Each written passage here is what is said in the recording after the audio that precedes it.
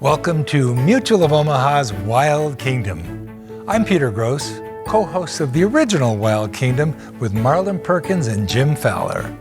For more than 50 years, Wild Kingdom explored wildlife and our natural world. Tonight's episode, and many others, focus on the timeless value of wildlife conservation. Wild Kingdom played a critical role in changing public attitudes about the importance of animals for the health of our planet and our own quality of life.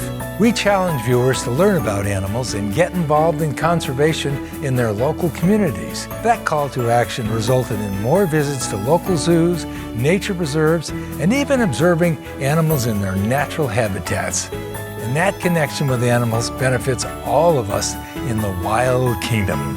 So sit back, relax, and enjoy Mutual of Omaha's Wild Kingdom.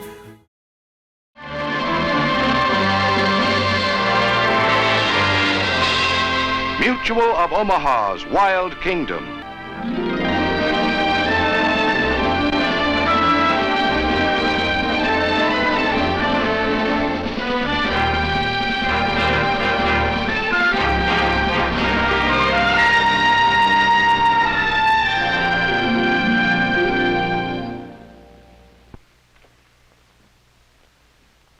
Hello, welcome to Mutual of Omaha's Wild Kingdom. Today we'll be on top of the world, above the Arctic Circle, in the land of the midnight sun, the land where the winter is one long night and the summer is one long day, a land where even in the summer the sun never rises very high in the sky, and at midnight seems to sit right on the horizon. Because of the low angle at which the sun strikes this part of the world, it's a region of perpetual cold, a land of ice and snow. Ready to go to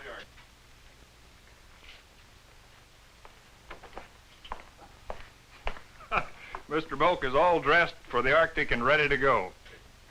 Has he been checked out on driving a dog team? Well, I don't know about that. What's the word, Bulk? No, not mama. The word is mush. That's the word. And Mr. Moak, with your permission, we'll be on our way. Alaska is a mighty big state, the biggest in the Union, and only a small part of it lies above the Arctic Circle. So as we set off, trailing the midnight sun, our journey begins near Kotzebue, the largest of the Eskimo villages. Instead of a bike, an Eskimo boy rides a sled, which he calls a komatik. Early in life, he learns to command the respect and obedience of the dogs, which are his only means of locomotion across ice and snow. The umiak, an open boat 28 to 30 feet long, provides water transportation when a group puts out to sea to hunt seal or walrus or whale, which supply so much of their food and other necessities. Protected from the cold by heavy sealskin parkas and pants, we soon arranged for transportation to a summer camp we wanted to visit. We thanked our friends for helping and pushed on. The umiak is a remarkable vehicle. The walrus ivory keel acts as a runner for traveling across ice and snow. The frame is made of either whalebone or driftwood, fashioned by men using only the simplest of tools. The covering is made of walrus skins, beautifully split and sewn together to form a fine waterproof covering. But even though they're highly skilled in the use of native materials, the Eskimos welcome progress, especially in the form of an outboard motor.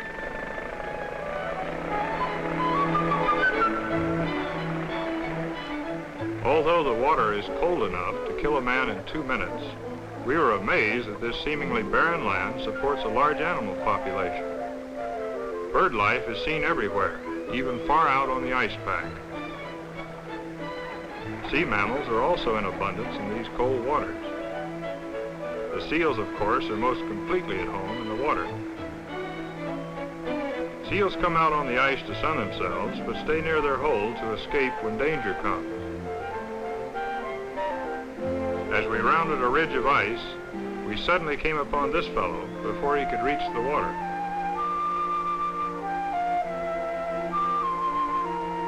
We got a close look at him, and his unusual way of moving himself across the ice. He was a ribbon seal, a rather rare variety, highly prized by the Eskimos because of the handsome ribbon-like markings. We were lucky to catch a glimpse of a walrus, who hauled himself up on the ice to rest during his migration north. The presence of seal and walrus accounted for the presence also of the hunters. Soon our friends put us ashore and we headed for the summer camp. On our first day in camp, a snow squall held us pretty close to our tents.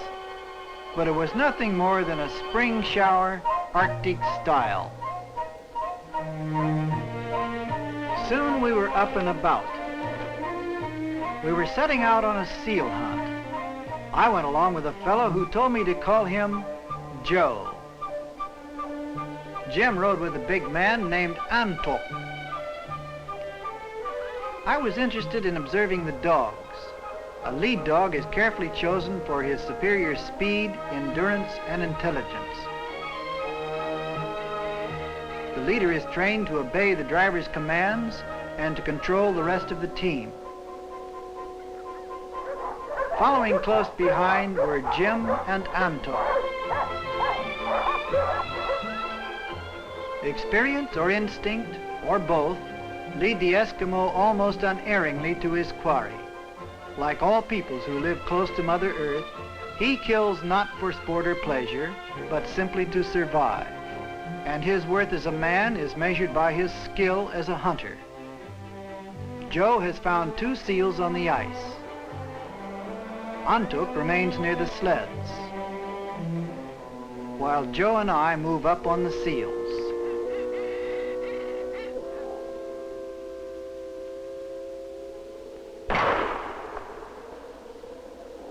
Now Antuk, who prides himself on his marksmanship, has spotted another seal and will test his skill.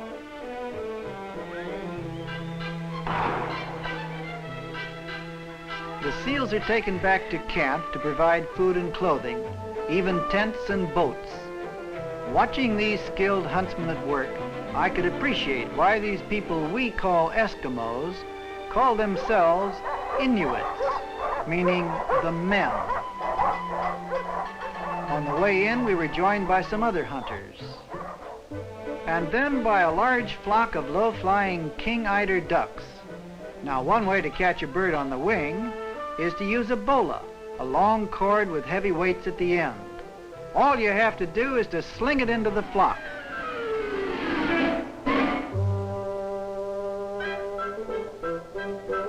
With his wings tangled in the bola, the bird can't fly away, and it's no great trick to overtake a bird that's grounded.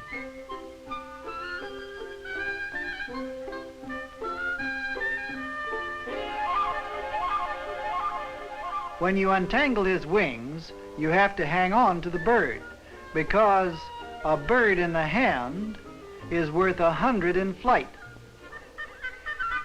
If he doesn't slip out of your hand, bola and all.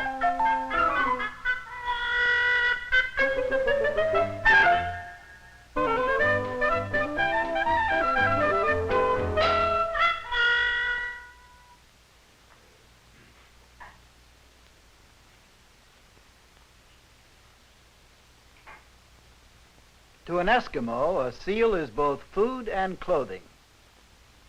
That's right, Marlin. This little guy might as well be named Paycheck as far as the Eskimos are concerned.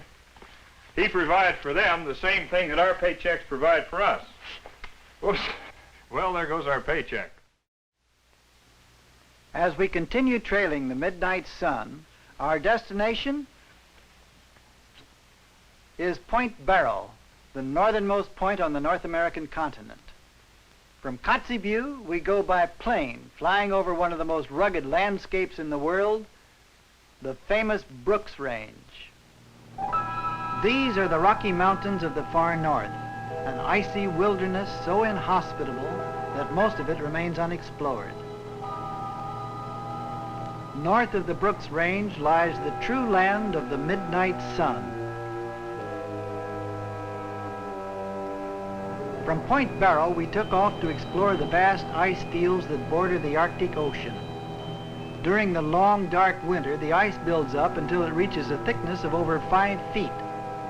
In the spring, the ice fields break up and drift apart, forming areas of open water called leads.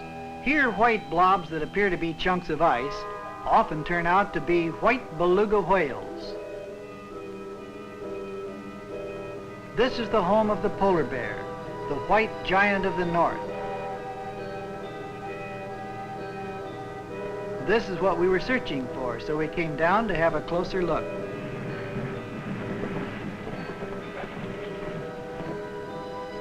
We didn't have to walk far, and by staying behind the blocks of ice, we were able to observe this magnificent male at close range.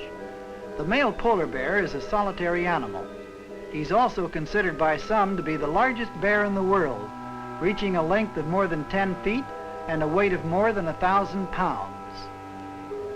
Living in isolation, polar bears generally have not developed a great fear of man. Nevertheless, this mother led her youngster away from us. He was something over a year old, and before summer ended, he would probably be on his own. A female polar bear with a cub is a very dangerous animal, so we left and investigated a nearby lead. Here was a whole school of beluga whales porpoising one after the other. They were coming up for a precious breath of air before continuing their journey under the ice. As whales go, these are small ones, seldom reaching more than 12 feet in length. However, they're the only all-white whales. The presence of the watery leads showed that the ice field was breaking up.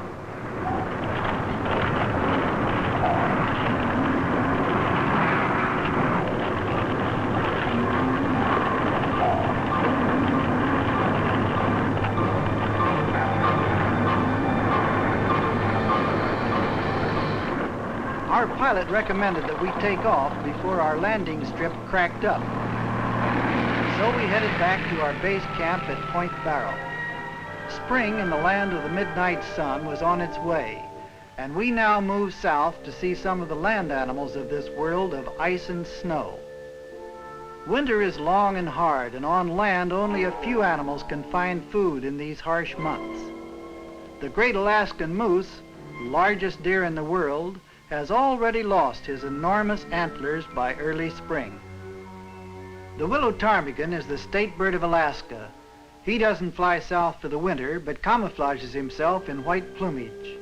For food, he scratches down to find frozen seeds and berries. When the snow leaves the land, many birds that have flown south return to the Arctic to raise their young. The snow goose, conspicuous against the brown tundra, lays its eggs in a shallow nest.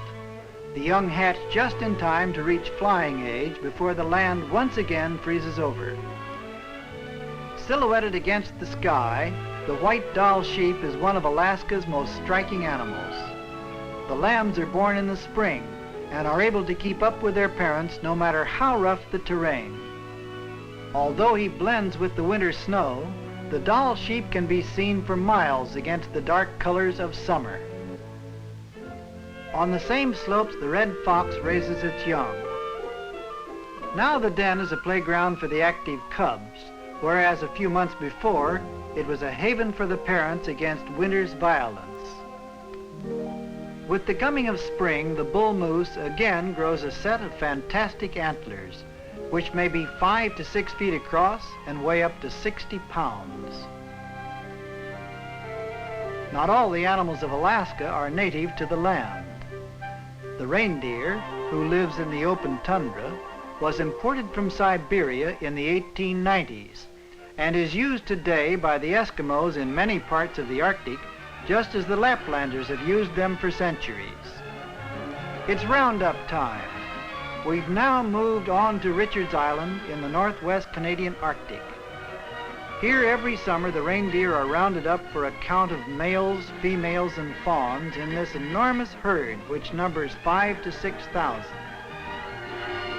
The corral is a sea of antlers as they all mill in one direction. From the large corral, they're cut out in small groups and funneled into the tagging pens where the fawns and any adults who may have been missed before get numbered ear tags. Here young Eskimos stage the Arctic equivalent of a rodeo.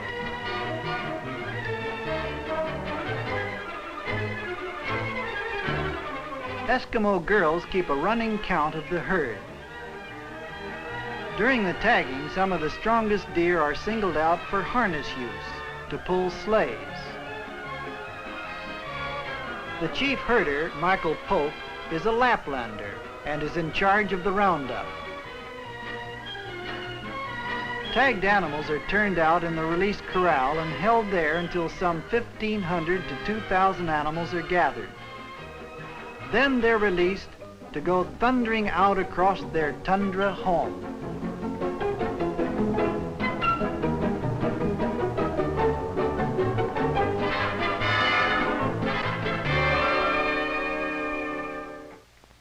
Jim, I don't think there's any question about the fact that in the future, the domesticated reindeer will be a dependable source of food and clothing for the Eskimo.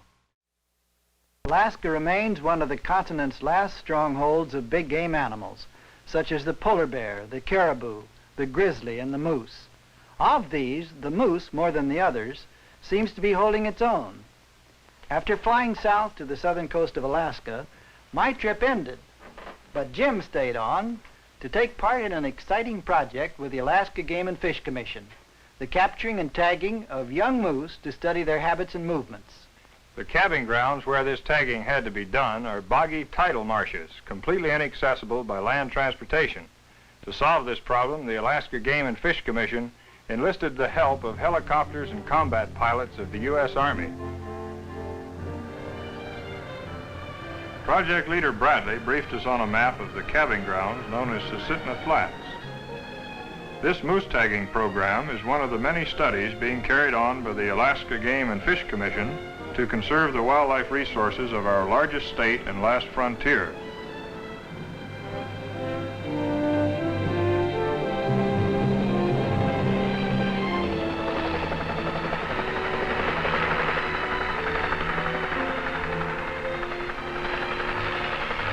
Our pilot was Army Captain Wesley Wilson of the famed Polar Bear Squadron.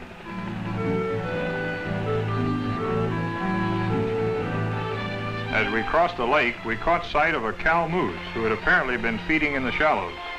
I was surprised at how fast she could swim. There's no doubt that moose are very much at home in the water. Captain Wilson discovered the reason for her concern. Her calf was not far behind. Even at his age, he was a good swimmer. He was just the right size to tag, so we dropped down to see if we could chase him ashore with our rotor blast. After hovering over him for quite a while, we knew our plan was futile. So we headed out over the flats in search of more cooperative moose.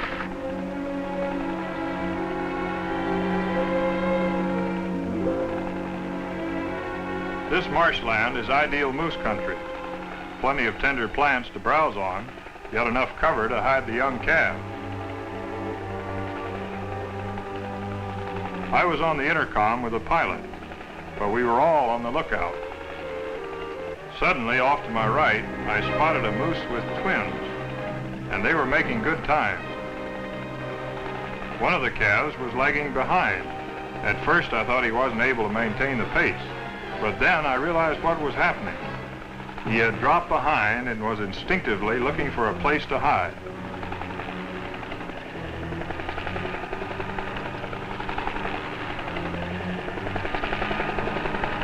Almost as fast as he dropped, he disappeared into the willows.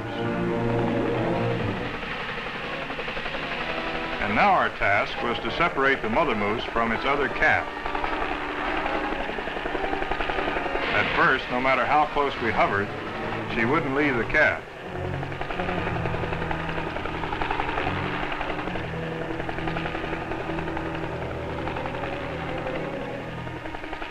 Finally, the second calf dropped down to hide, and now we had our chance.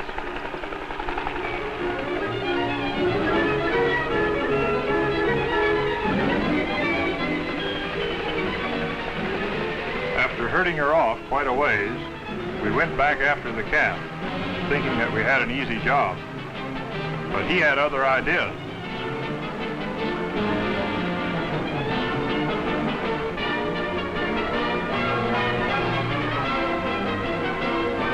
Jack Didrikson was to make the jump. I was right behind. We knew that anything could happen. I didn't like the thought of sinking into that cold, wet marsh beneath it. But that's the way it had to be. It must have been pretty frightening for the calf, so we did our best to reassure him. Lee Miller took up a post to protect us, just in case the helicopter wasn't able to keep the mother at bay.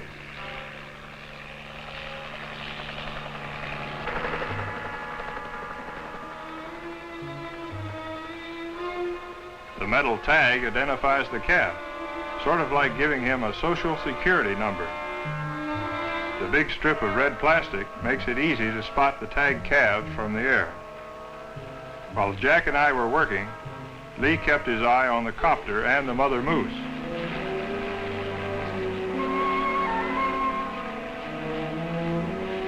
A cow moose with calf can be as dangerous as a mother polar bear out on the ice pack.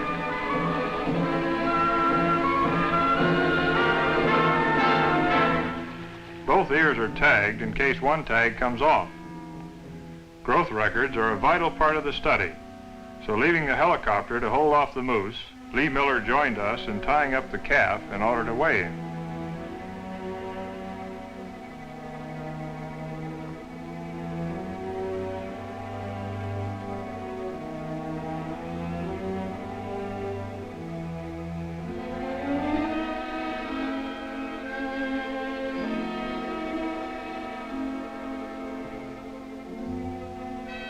Hooking the scale onto the rope, we found our long-legged moose weighed a hefty 80 pounds.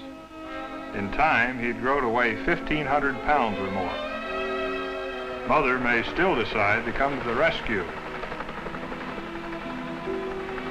Lee went to stand guard again, so Captain Wilson could come down and pick us up. Our moose was in good shape.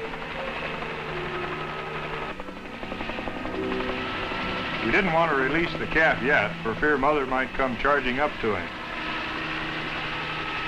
We held on until Lee could join us. When we did let go, the calf's new ear tags glistened in the sun.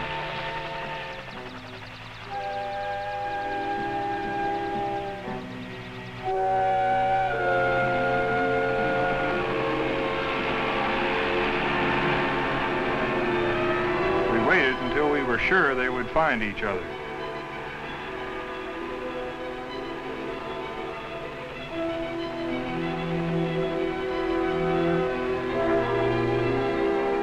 And he wasted no time in beating it back to his mother.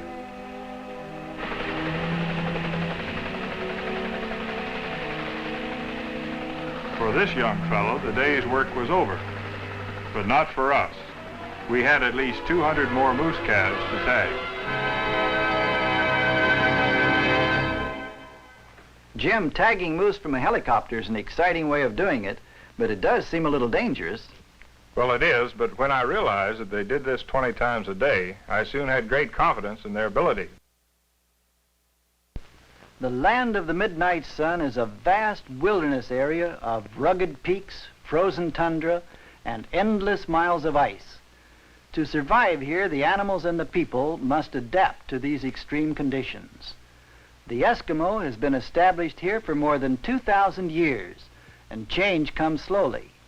Although in many areas he now uses white man's rifles, his knives and tent canvas, here above the Arctic Circle, a way of life has been frozen almost as hard as the earth, and the land of the midnight sun remains a lasting part of the wild kingdom.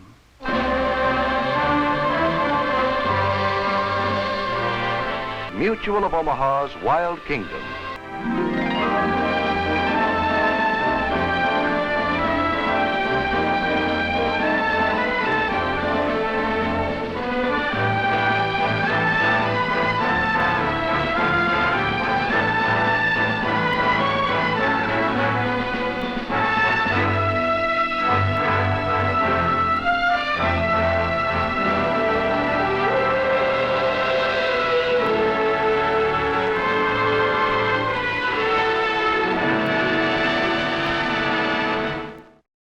Like what you saw?